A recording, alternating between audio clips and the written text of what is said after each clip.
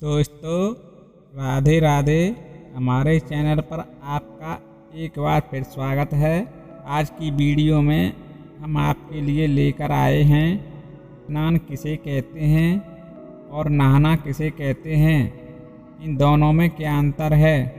भगवान श्री कृष्ण ने स्नान और नहाने में क्या अंतर बताया, ये जानने के लिए आप हमारे वीडियो के बने रहिए, तभी आपको पूरी जानकारी मिलेगी। नई जानकारी प्राप्त करने के लिए मेरे चैनल को सब्सक्राइब कर लें। तो चलिए आपको स्नान और नहाने के अंतर के बारे में बताते हैं। बात उस समय की है जब श्री कृष्ण के साथ सत्यभामा का विवाह हो चुका था। देवी सत्यभामा श्री कृष्ण को बार बार द्रौपदी के पास जाते देखकर चिंतित रहने लगी और भगवान श्री कृष्ण पर शक करने लगी। इस शक को लेकर सत्यभामा रुक्मिणी के पास गई और कहने लगी कि दीदी, क्या आपको पता है द्वारकाधीश द्रौपदी के पास बार बार मिलने क्यों जाते हैं। यह सुनकर देवी रुक्मिणी ने कहा, सत्यभामा क्या बात है, आज तुम द्वारकाधीश के बारे में ऐसी बातें कर रही हो। ऐसी बेकार की बातें मत करो, ये तो भाई बहन का पवित्र संबंध है। जाओ जाकर अपना काम करो। यह सुनकर सत्यभामा बोली, दीदी तुम इतनी भोली मत बनो। तुम नहीं जानती हो कोई भाई अपनी बहन के घर बार बार मिलने के लिए नहीं जाता है। मुझे तो कुछ संशय हो रही है। ऐसा क्या है जो द्वारकाधीश द्रौपदी के पास जाते हैं। भगवान श्री कृष्ण समझ गए सत्यभामा को मुझ पर शंका हो गई है। ये सोचकर वह उठे और कहीं जाने लगे। अभी सत्यभामा ने श्री कृष्ण को जाते देखा तो कहने लगी, स्वामी आप कहाँ जा रहे हो। भगवान श्री कृष्ण ने कहा, मैं द्रौपदी के पास जा रहा हूँ। यह सुनकर अब तो सत्यभामा और भी बेचैन हो गई। देवी रुक्मिणी से बोली, देखो दीदी, फिर वहीं द्रौपदी के पास जा रहे हैं। भगवान श्री कृष्ण ने कहा, सत्यभामा क्या तुम भी हमारे साथ चलोगी। यह सुनकर सत्यभामा तुरंत तैयार हो गई और देवी रुक्मिणी से बोली, दीदी आप भी मेरे साथ चलो। कहने लगी कि आज द्रौपदी को ऐसा मजा चखा कर आएंगे कि वह जीवन भर याद रखेगी। सत्यभामा की बातें सुनकर देवी रुक्मिणी भी जाने को तैयार हो गई। जब दोनों देवियां द्रौपदी के घर पहुंची तो देखा द्रौपदी अपने ये सवार रही है।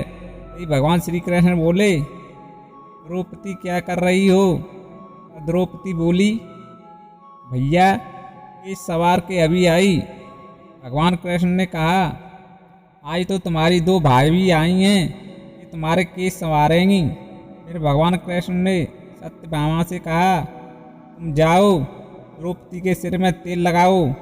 और रुक्मिणी से कहा, तुम जाकर द्रौपदी की चोटी बनाओ। सत्यभामा रुक्मिणी से बोली, दीदी बड़ा अच्छा मौका मिला है, आज ऐसा तेल लगाऊंगी इसकी खोपड़ी के एक एक बाल को तोड़कर रख दूंगी। जैसे ही सत्यभामा ने द्रौपदी के सिर में तेल लगाना शुरू किया, एक बाल को तोड़ा, बाल के टूटते ही आवाज आई, हे कृष्ण।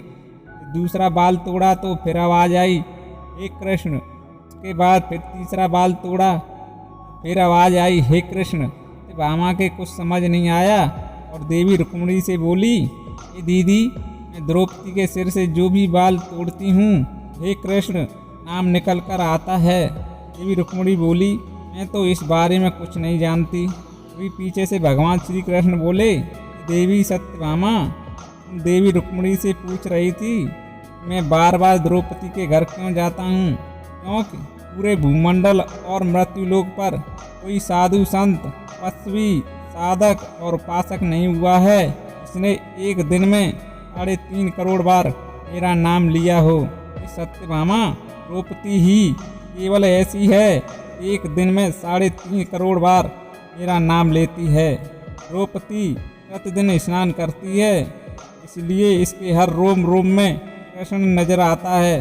इसलिए सत्यभामा द्रौपदी के पास बार बार आता हूँ। तो दोस्तों, इसे कहते हैं स्नान, जो द्रौपदी प्रतिदिन करती थी। हमने प्रतिदिन साबुन, शैम्पू और तेल लगाकर अपने शरीर को साफ कर लिया तो नहाना कहा गया है। दोस्तों, क्या आप जानते हैं कि हमारे शरीर में 3.5 करोड़ रोम छिद्र हैं? जब मनुष्य 3.5 करोड़ बार भगवान का नाम ले लेता है तब जीवन में एक बार उसका स्नान हो पाता है, तो कहते हैं स्नान। दोस्तों, वीडियो अच्छा लगा हो तो लाइक करें और नई नई जानकारी के लिए मेरे चैनल को सब्सक्राइब करें। वीडियो आपने पूरा देखा के लिए आपको धन्यवाद। जय श्री राम, जय सीता मैया।